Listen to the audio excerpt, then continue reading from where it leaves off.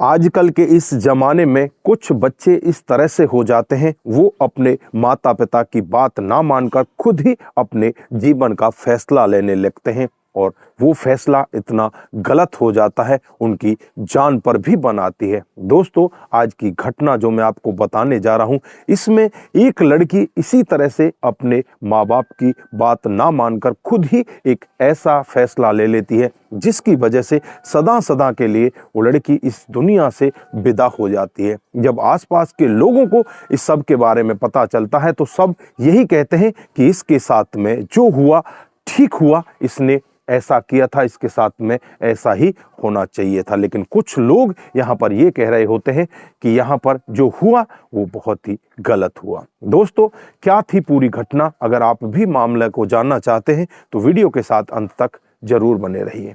आइए दोस्तों, जानते हैं पूरा मामला क्या था। नमस्कार, जय हिंद। आप देख रहे हैं APH न्यूज राहुल रावत के साथ। तो दोस्तों, आज की जो हकीकत की घटना आपको बताने जा रहा हूं, उत्तर प्रदेश में एक जिला पड़ता है मुरादाबाद और इसी का सोनापुर कॉलोनी है। ये सोनापुर कॉलोनी की हकीकत की घटना है। यहाँ पर एक जबर सिंह नाम का व्यक्ति जो पेशे से राजमिस्त्री होता है, उसकी पत्नी का नाम होता है जगवती देवी। इनके 3 बच्चे होते हैं जिसमें 2 लड़का और 1 लड़की होती है। बेटी का नाम संगीता होता है, उम्र लगभग 22 साल होती है। जो बेटी होती है BA की क्लास में पढ़ा करती है। एक दिन का वाकया होता है जब सब घर वाले खाना पीना खाकर रात को आराम से अपने घर में सो जाते हैं, लेकिन जैसे ही अगली सुबह होती है, सुबह होते ही जो नीचे जाकर देखते हैं उनकी लड़की जिसका नाम संगीता है वो मृत अवस्था में पड़ी हुई है।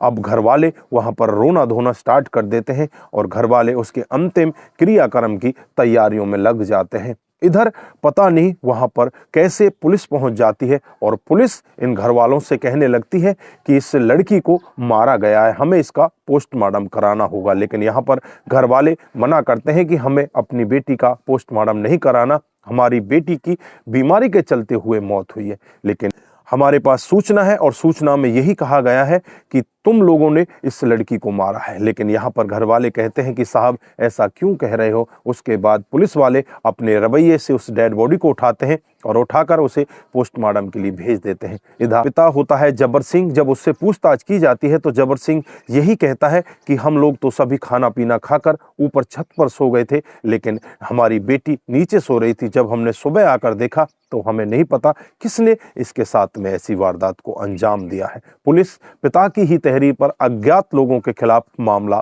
दर्ज कर लेती है और छानबीन में लग जाती है। लगभग 1 से 2 दिन का समय बीत जाता है और जब पोस्टमार्टम की रिपोर्ट आती है तो उसमें एक और नया खुलासा वहां पर देखने को मिलता है। पोस्टमार्टम की रिपोर्ट में पता चलता है कि इस लड़की को गला दबाकर किसी ने मारा है। उसके बाद पुलिस गांव का रुख करती है और गांव में आसपास के लोगों से जब बातचीत करती है तो वहां पर एक अलग ही खुलासा देखने को मिलता है। गांव के लोग कहते हैं कि यहाँ पर जो एक लड़की है ये अपने ही एक रिश्तेदार जिसका नाम राजकुमार होता है, जिसकी उम्र लगभग 25 साल होती है, जो यूपी के परिवहन में ड्राइवरी का काम किया करता है, उसके साथ में इसके अवैध संबंध थे। कहीं ना कहीं मामला यहाँ से फंसा हुआ है। उसके बाद पिता को वहां पर बुलाया जाता है, आसपास के लोगों से भी बातचीत की जाती है तो एक ऐसा खुलासा होता है जिसे सुनकर हर कोई व्यक्ति दंग हो जाता है। आज से 5 साल पहले का वाकया होता है जब राजकुमार इनके घर पर आया करता है। राजकुमार रिश्ते में इस लड़की का भाई लगता है और आपस में इन दोनों की इस तरह से बातचीत होती है, दोनों एक दूसरे के प्यार प्रसंग में आ जाते हैं, दोनों एक दूसरे के साथ संबंध बनाने लगते हैं, एक दूसरे के साथ शादी करने के लिए तैयार हो जाते हैं। लेकिन इस सब के बारे में किसी को कानो कान खबर नहीं लगती। खबर तब लगती है जब इस लड़की का पिता जबर सिंह इस लड़की के लिए रिश्ता देखने के लिए जाता है, इसके लिए लड़के की तलाश में होता है। तो घर आकर वो बताता है कि मैंने इस तरह का लड़का देखा है। लेकिन यहाँ पर जो लड़की होती है जिसका नाम संगीता होता है वो अपने पिता के सामने खड़ी हो जाती है और कहने लगती है कि मैं इस लड़के से शादी नहीं कर सकती, मैं तो राजकुमार से शादी करना चाहती हूँ। पिता जब ये सब बात सुनते हैं तो पिता के पैरों तले जमीन खिसक जाती है। पिता कहने लगते हैं वो तो रिश्ते में तेरा भाई लगता है, तू क्या कहने जा रही है, तेरा दिमाग भी ठीक है या नहीं है। उसकी माँ भी उसे समझाती है, उसके भाई भी उसे समझाते हैं, लेकिन वो लड़की मानने वाली नहीं होती। उसके बाद ये लड़की उससे छुप छुप कर मिला करती है और फिर पिता को जब इस सब के बारे में पता चलता है तो पिता अपने जो अड़ोसी पड़ोसी होते हैं उनको भी इकट्ठा करता है, गांव के कुछ और मौजूद लोग होते हैं उनको भी इकट्ठा करता है, और जो राजकुमार होता है इनके घर वालों को भी इकट्ठा करता है। सबको इकट्ठा करके एक पंचायत जोड़ी जाती है और पंचायत में यही फैसला लिया जाता है कि ये रिश्ता ठीक नहीं है, भाई बहन की शादी नहीं हो सकती, इन दोनों को अलग ही रहना पड़ेगा।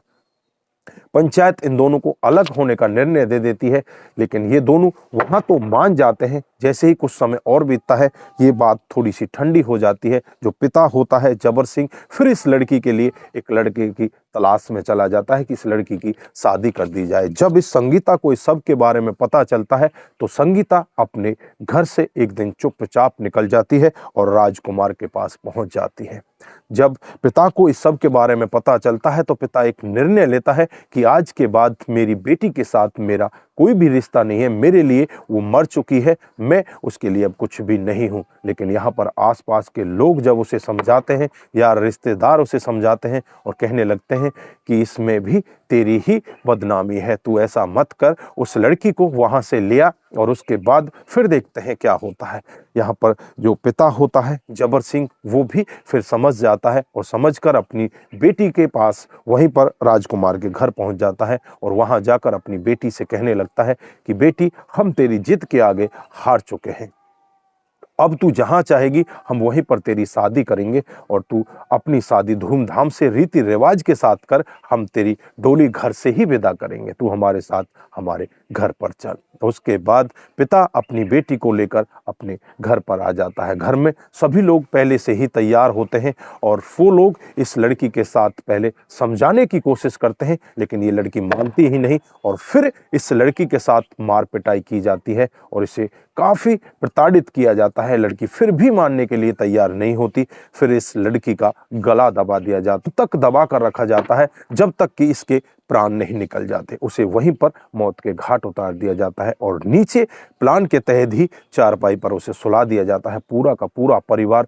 ऊपर जाकर सो जाता है। जैसे ही अगले दिन इस सब के बारे में आसपास के लोगों को पता चलता है तो राजकुमार खुद पुलिस को फोन करता है और पुलिस को कहता है कि ये लड़की मरी नहीं है, इसे तो इसके घर वालों ने मार डाला है। दोस्तों, जब पुलिस भी पूरा मामला सुन रही होती है तो पुलिस भी एक बार के लिए दंग हो जाती है, एक बार सोचने के लिए मजबूर हो जाती है कि आखिरकार घर वालों ने ऐसा कदम क्यों उठाया था। फिलहाल के लिए पुलिस ने यहाँ पर 3 लोगों के खिलाफ मामला दर्ज कर लिया है। जो इस लड़की का छोटा भाई होता है सचिन, उसके खिलाफ, और जो पिता होता है जबर सिंह, उसके खिलाफ, और यहाँ पर माँ भी इस सब में शामिल होती है। माँ जो जगवती देवी होती है उसके खिलाफ भी मामला दर्ज कर लिया जाता है। यानी कि कुल मिलाकर 3 लोगों के खिलाफ मामला दर्ज कर लिया जाता है और तीनों को जेल के अंदर बंद कर दिया जाता है। तो दोस्तों, इस घटनाक्रम पर आप क्या बोलना चाहते हैं? यहाँ पर जो बेटी ने कदम उठाए क्या उचित थे या अनुचित थे, या उसके बाद जो घर वालों ने कदम उठाया क्या ठीक था या वो गलत था? आपकी जो भी राय है एक बार कमेंट बॉक्स में जरूर दीजिएगा। आज के लिए बस इतना ही, फिर मिलते हैं किसी नए मोड के साथ। तब तक के लिए आप अपना ख्याल रखें, अपने परिवार का ख्याल रखें, सतर्क रहें, सावधान रहें और ऐसे क्राइम को अपने आसपास ना होने दें। नमस्कार, जय हिंद, जय भारत।